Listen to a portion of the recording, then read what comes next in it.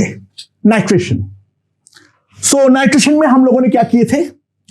सबसे क्लासिक जो केस था,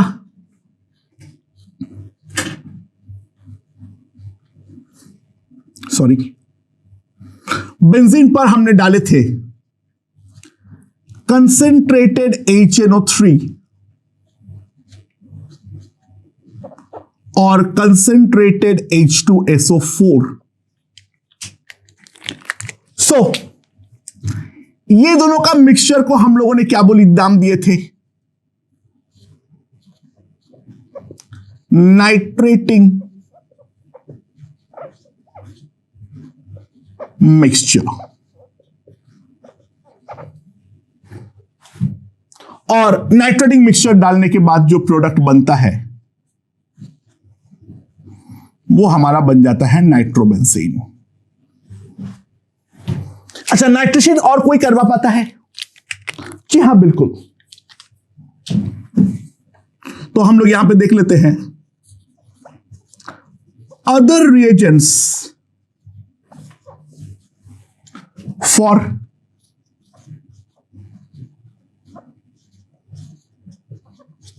नाइट्रेशन।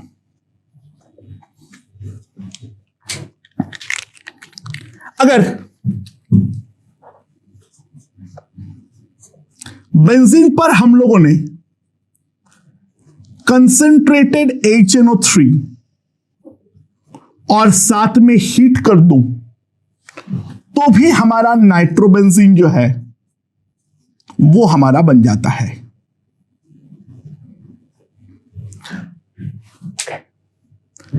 क्या होता है यहां पर रिएक्शन में? It is a self acid base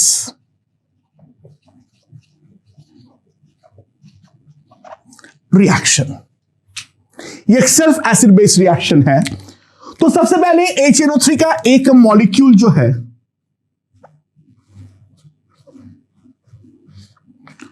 वो तो नॉर्मल एसिड की तरह बिहेव करता है ना। ये जो H+ है, ये दूसरा मॉलिक्यूल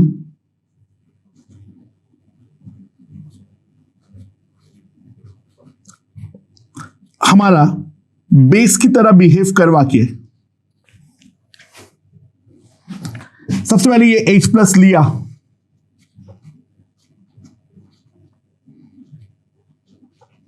और H2O बना, एंड नाउ ये वाला माइनस यहां पर जंप,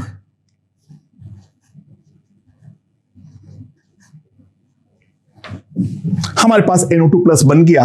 और NO2+ बन जाने के बाद वो तो हम जानते ही हैं किस तरीके से रिएक्शन जो है वो आगे की ओर प्रोसीड करता है।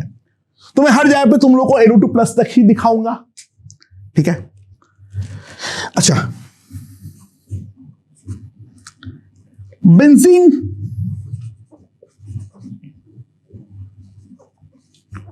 do not give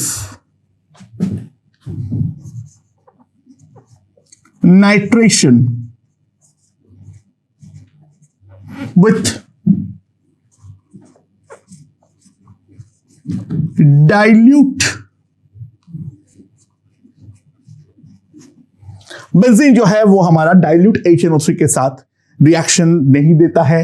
reason is pretty simple and straightforward, as rate of production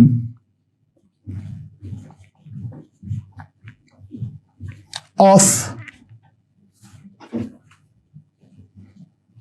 NO2+ is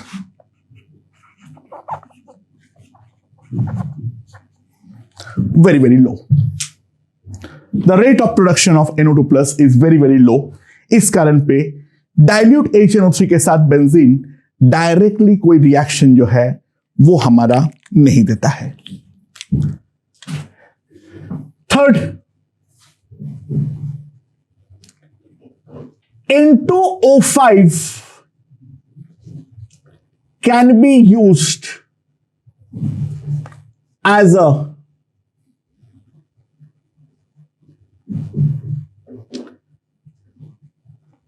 nitrating agent.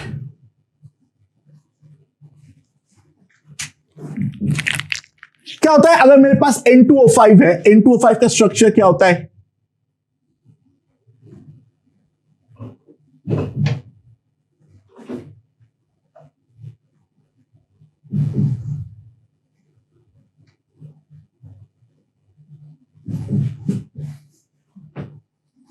And जैसे इसको तुम हीट करोगे, it gives NO2 plus nitrate. N2O5 को अगर हम हीट करते हैं तो वो NO2 प्लस और नाइट्रेट इन दोनों पे हमारा टूट जाता है। ठीक है, या फिर और क्या कर सकते हैं हम लोग?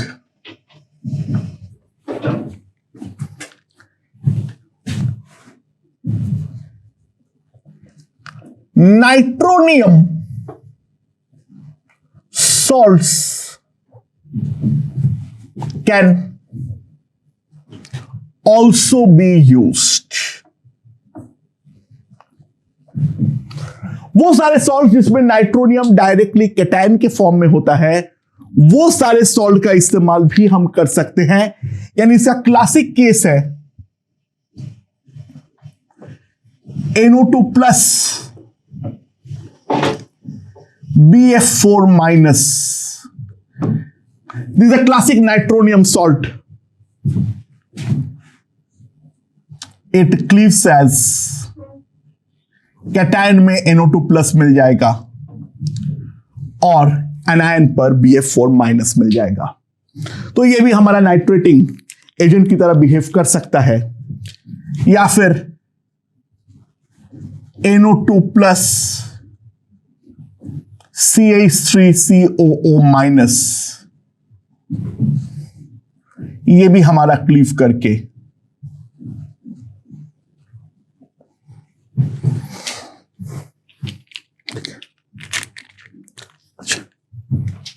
ना। इसके अलावा क्या है?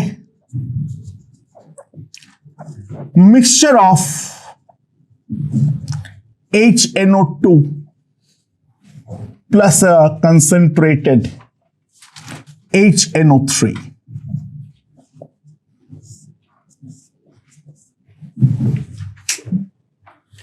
अच्छा, HNO2 और HNO3 में स्ट्रॉन्गर एसिड कौन है? Definitely HNO3।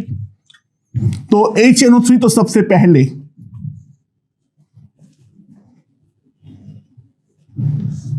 एसिड की तरह बिहेव करेगा and will give me H plus and NO3 minus. ना इसके बाद क्या है मेरे पास? HNO2 है,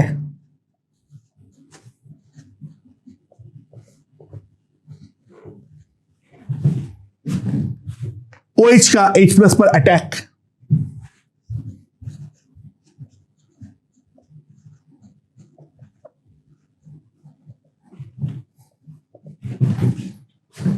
now the release of water,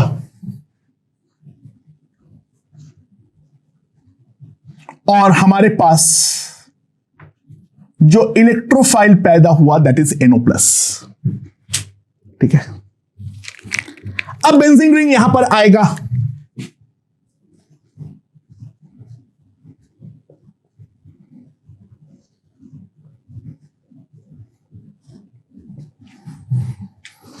और बेंजीन रिंग यहां पर आकर माइनस H प्लस कर दो। सबसे पहले देगा नाइट्रोसोबेंजीन।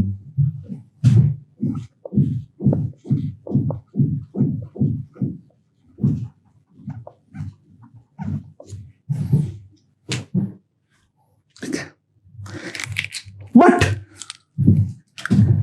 concentrated HNO3 is a strong oxidizing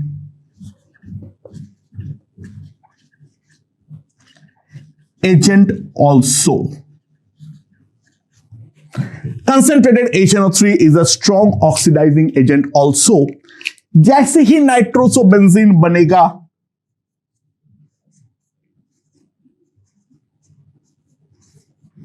ये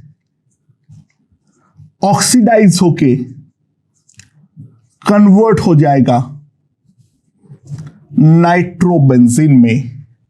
तो इस तरीके से भी हम नाइट्रेशन को प्रोसीड करवा सकते हैं।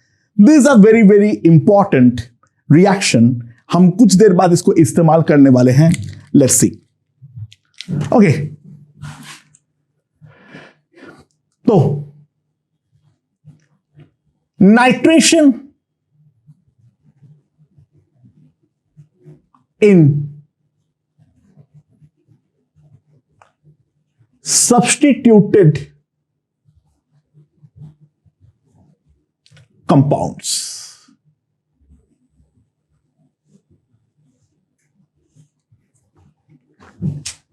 Nitration in substituted compounds. तो सबसे पहले अगर मान लो मेरे पास टोलुइन है,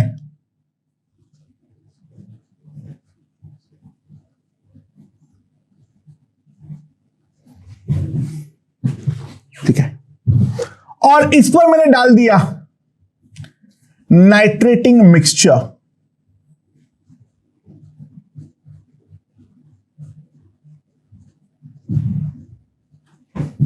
इस पर अगर मैंने डाल दिया नाइट्रेटिंग मिक्सचर, तो इन दैट केस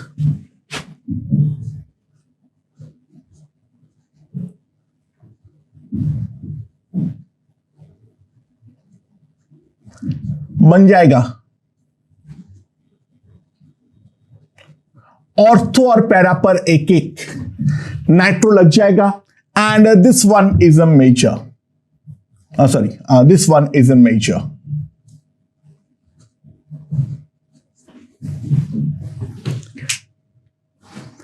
लेकिन अगर मान लो टोलुइन के साथ तुम डालते हो कंसेंट्रेटेड HNO3, कंसेंट्रेटेड H2SO4 और कर देते हो हीट। अगर हम ये वाले रिएक्शन पे हीटिंग को इन्वॉल्व करेंगे, तो हीटिंग को इन्वॉल्व करने पर हमारा रिएक्टिविटी सब्सटेंशियली इंक्रीज करेगा और दोनों ऑर्थो और एक पैरा पर NO2 जो है वो हमारा लग जाएगा। दिस इज कॉल्ड ट्राइनाइट्रोटोलुइन और TNT, used as an explosive। ये जो है ये हम एक्सप्लोसिव की तरह इस्तेमाल करते हैं। अच्छा, अगर हमें पैरानाइट्रो मेजर चाहिए होता है तो हम क्या करेंगे? अगर पैरानाइट्रो मेजर चाहिए होता है तो फिर फंडा क्या होता है? सबसे पहले टोलुइन पे डाल दो NaNO2 प्लस HCl, ठीक है। अच्छा, NaNO2 प्लस HCl को हम ये भी लिखते हैं और HNO2 भी एग्जाम में लिखा हुआ आ सकता है। HNO2 एक्चुअली तुम पहले से बना के नहीं रख सकते हो क्योंकि वो हाईली अनस्टेबल है, तो बेसिकली वो NaNO2 HCl ही डालना पड़ता है। तो हमारा यहां पर बनता है nitroso compound,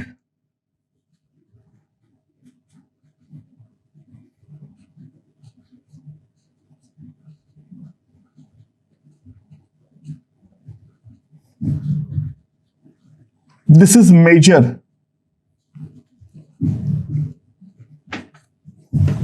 and this is minor. तो इसके बाद इस पर कंसेंट्रेटेड HNO3 डाल के ऑक्सीडाइज कर दो,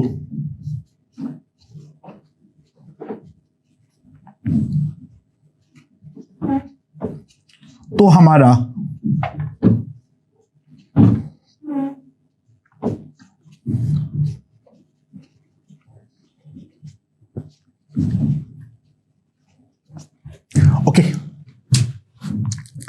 हो कैसे रहा है वो एक बार देख लो। NaNO2 plus HCl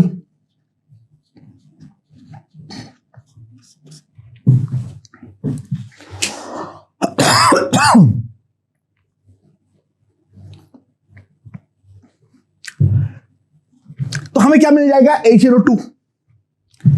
now HNO2 में क्या होगा, इस पर अगर मैंने फर्दर H प्लस जैसे आएगा HCl से तो बन जाएगा H2O प्लस।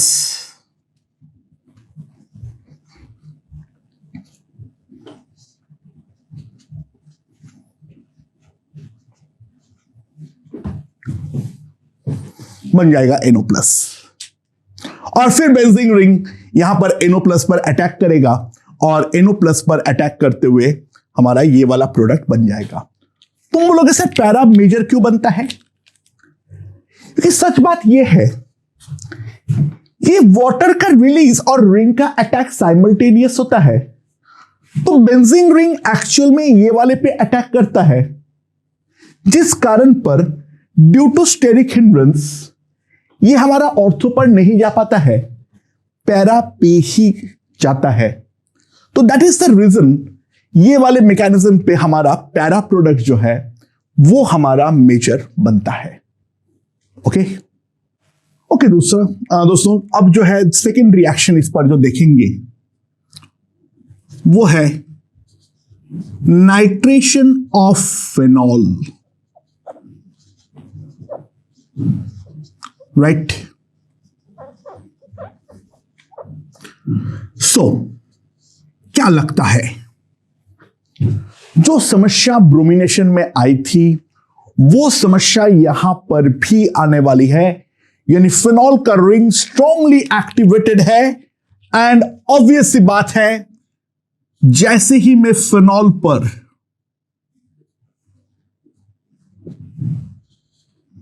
नाइट्रेटिंग मिक्सचर डालूंगा, concentrated HNO3 plus concentrated H2SO4, तो सबसे पहली बात तो यह है तीनों के तीनों जो ऑर्थो और पैरा पोजीशन है उस पर तो लग ही जाएगा, और ये हम लोगों का फेमस एसिड बन जाएगा। ये एसिड जो है वो तो लगभग इनऑर्गेनिक एसिड जितना स्ट्रांग होता है। So this is called 2,4,6 trinitro phenol, जिसका कॉमन नेम हम सब लोग जानते हैं पिक्रिक एसिड। जिसका कॉमन नेम जो है वो है हमारा पिक्रिक एसिड, ठीक है। अच्छा, लेकिन यही केवल नहीं बनता है, as a by products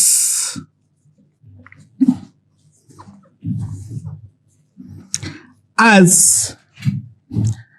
concentrated HNO3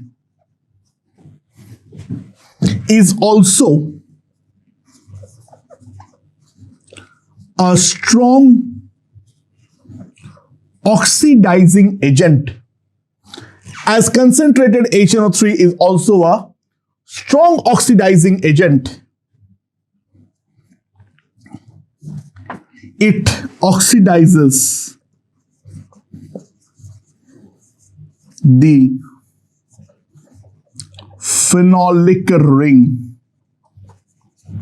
also.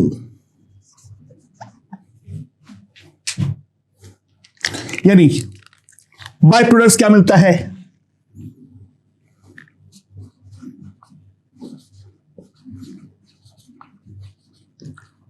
By products are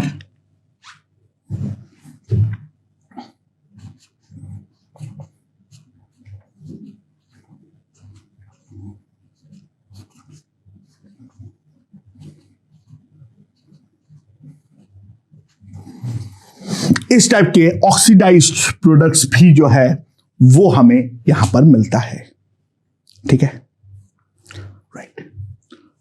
so हम इनमें से कोई भी चीजों के सहारे, इनमें से ऐसे, या फिर अगर fuming HNO3 कंसर HNO3 plus heat डाल दूं तो भी हम लोगों का ट्राई नाइट्रो डेरिवेटिव ही मिलने वाला है, मोनो नाइट्रो डेरिवेटिव नहीं मिलेगा। अच्छा, तो for mono nitration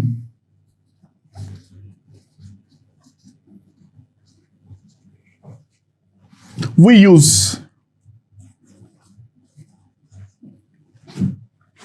mono nitration के लिए हम लोग क्या यूज करते हैं?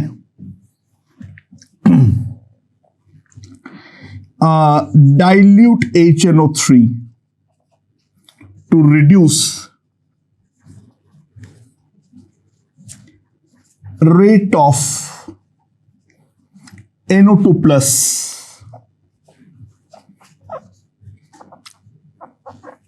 तो NO2 प्लस का फॉर्मेशन का रेट को कम करने के लिए हमें मोनो नाइट्रेशन का करवाने के लिए डाइल्यूट HNO3 इस्तेमाल करना पड़ेगा। तो अगर मैं फिनॉल पे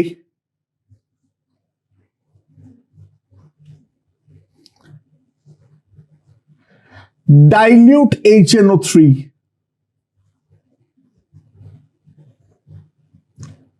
0 डिग्री सेल्सियस से 5 डिग्री सेल्सियस पर करूं तो प्रोडक्ट जो बनेगा वो क्या बनेगा? OH NO2 ऑर्थो वाला बनता है मेजर प्लस पैरा वाला बनता है माइनर। अच्छा, टेम्परेचर को लो रखना जरूरी है। अगर तुम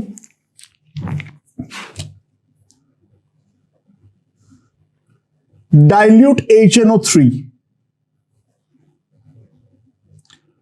रूम टेम्परेचर पे डाल दोगे तो इन दैट केस जनरली देखा गया है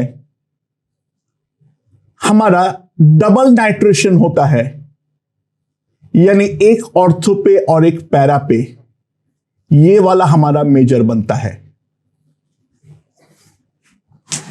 और अगर तुम डाइल्यूट HNO3 डाल के हीट कर दोगे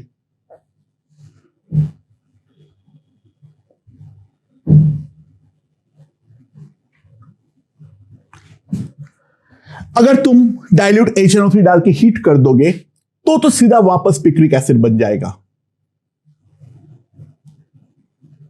तो ना केवल डाइल्यूट HNO3 रखना है, टेम्परेचर भी हमें लो रखना पड़ेगा, तभी मोनोनाइट्रेशन जो है वो हमारा हो पाएगा।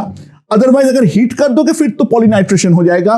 रूम टेम्परेचर में लोगों देखा गया है जो 2 नाइट्रो ग्रुप तो लग ही जाता है, एक ऑर्थो पे और एक पैरा पे, वो वाला प्रोडक्ट जो है वो हमारा मेजर प्रोडक्ट बनता है। ठीक है, ओके। नाउ अब यहां पर ध्यान दो, क्या है सवाल उठ सकता है, why ortho is a major.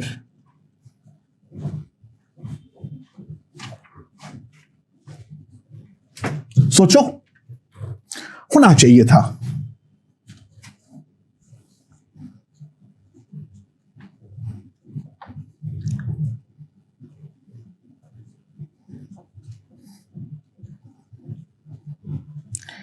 N minus, और ये जो फिनॉल का हाइड्रोजन है और NO2 का ऑक्सीजन है, ठीक है, in ortho we get intramolecular H bonding.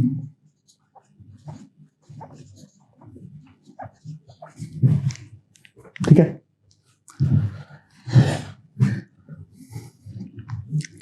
Other than that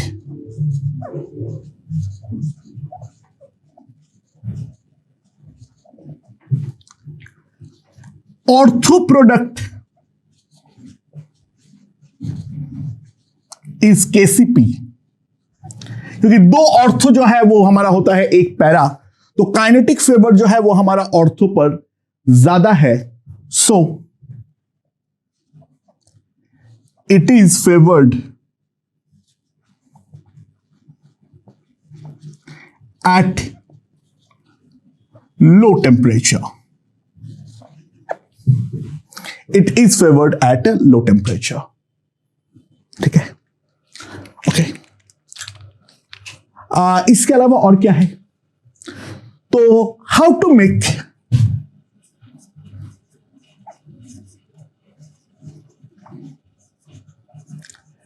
para नाइट्रोफेनॉल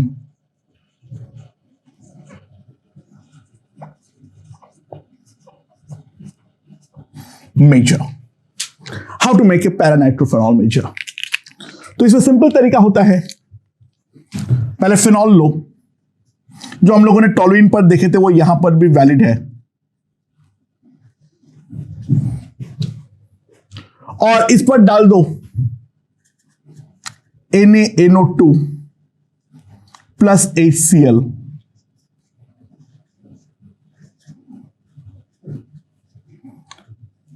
तो this para one is major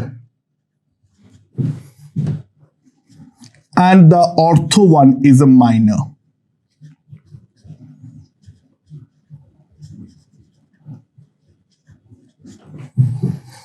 ये हमारा मेजर है और ये हमारा माइनर है, एंड इस पर फिर कंसंट्रेटेड HNO3 डाल दो, तो ये ऑक्सीडाइज करेगा नाइट्रोसो को। अगर नाइट्रोसो आने पर रिंग जो है वो हमारा सब्सटेंशियली इलेक्ट्रॉन डेफिशिएंट बना है, तो अब रिंग का ऑक्सीडेशन का डर नहीं है। NO हमारा डीएक्टिवेटिंग ग्रुप है, तो केवल उसी का ऑक्सीडेशन होने वाला है। The para nitrophenol will be major and the ortho nitrophenol will be minor. So phenol का नाइट्रेशन किस तरीके से करवाना है वो मेरे ख्याल से यहां पर पूरी तरीके से क्लियर हो गया है। अच्छा, now what about the nitration of aniline?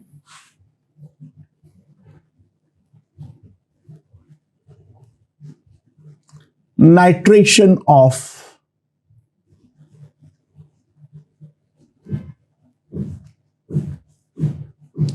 Aniline.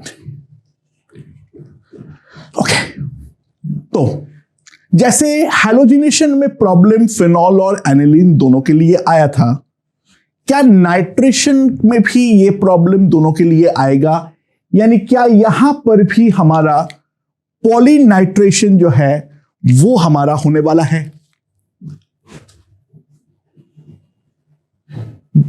तो लोगों ने एनिलीन को लिया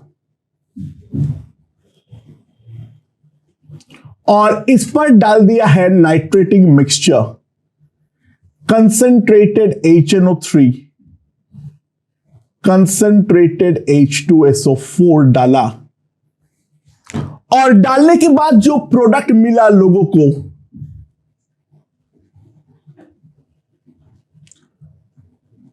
पॉलीनाइट्रेशन मिला ही नहीं। पैरानाइट्रो लोगों को मिला 51%, एंड अमेजिंगली ऑर्थोनाइट्रो मिला ही नहीं।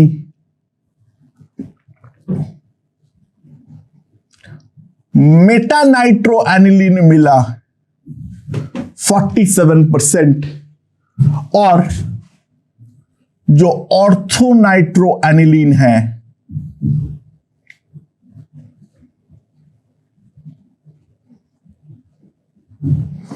वो हमें केवल मेयर 2% ही मिला। मेन तो एक बात यह है, जो नो पॉलीनाइट्रेशन,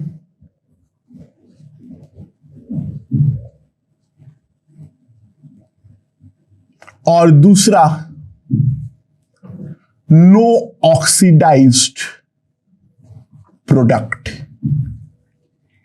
यानी स्वरूप जो है वो रिएक्शन में फिनॉल और एनिलीन का कंप्लीटली बदल गया।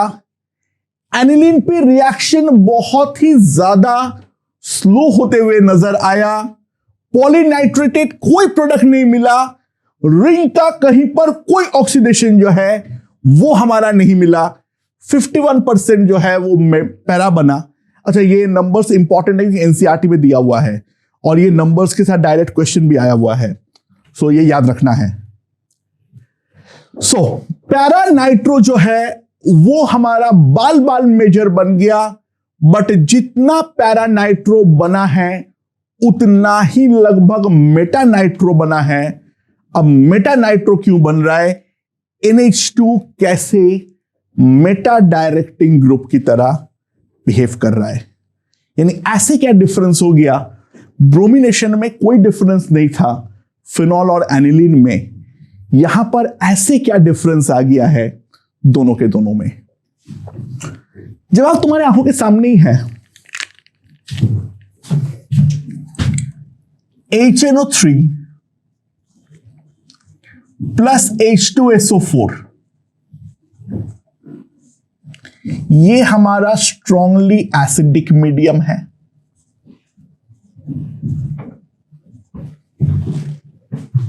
और NH2 इज अ बेस।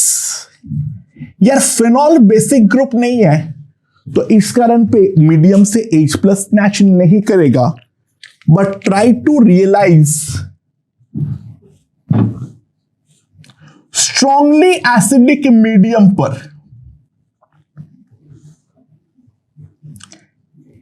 ये वाला इक्विलिब्रियम हाईली फॉरवर्ड फेवर्ड होकर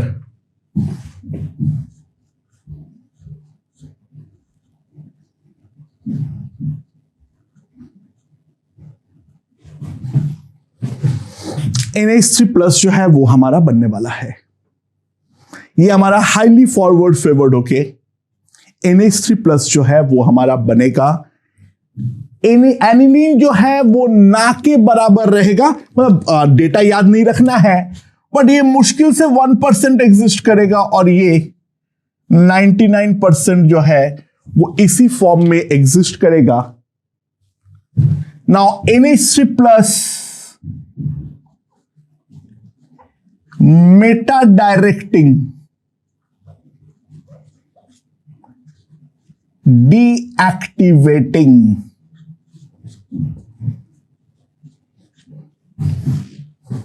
NH3 प्लस जो है वो हमारा मेटा डायरेक्टिंग ग्रुप है और ये हमारा एक डीएक्टिवेटिंग ग्रुप है। देखो जब भी NH2 अटैक करेगा तो ये तो हमारा पैरा प्रोडक्ट देगा, ऑर्थो देगा नहीं, क्योंकि सब्सटेंशियल डेल्टा प्लस आ चुका है, तो ऑर्थो पोजीशन में एनी हाउ हालात बहुत खराब है। और ये जो है ये मेटा प्रोडक्ट ही हमारा देने वाला है। देखो अभी भी ये 1% ही भले ही हो, ये एक्टिवेटेड रिंग है, कुल मिला के बाल बाल पैरा जो है वो बन के बच गया, क्योंकि इसका अमाउंट ज्यादा है, बट ये 1,00,000 बार में से एक ही बार रिएक्शन भी देगा।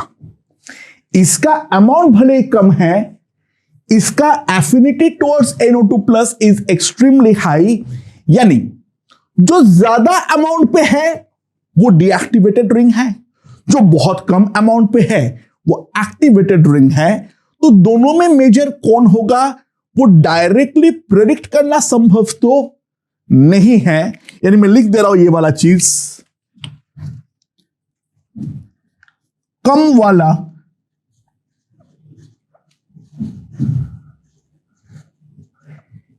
एक्टिवेटेड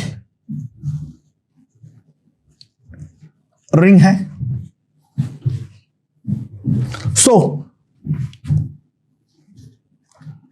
probability of attack लो है,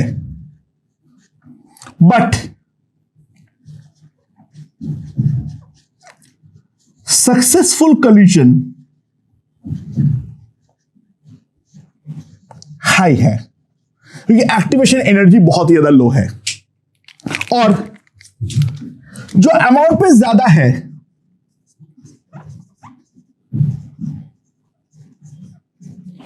ज्यादा वाला डीएक्टिवेटेड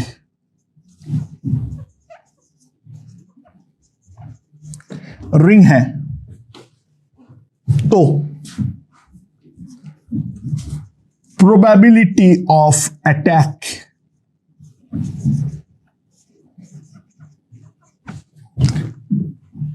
हाई है, क्योंकि अमाउंट ज्यादा है, बट एक्टिवेशन एनर्जी हाई होने के कारण जो अटैक होगा ज्यादातर अनसक्सेसफुल रहेगा, यानी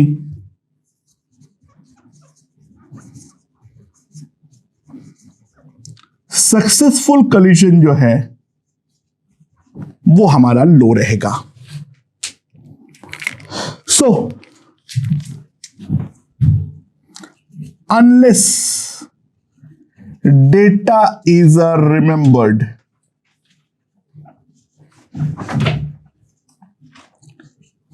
tough to predict. Unless data is remembered, tough to predict out of para and meta, which one is major? Okay दोस्तों, तो नाइट्रेशन का सारे के सारे चीजें मैंने यहां पर तुम लोगों को बता दिया हूं. And now let's move on to the last part, that is sulphonation.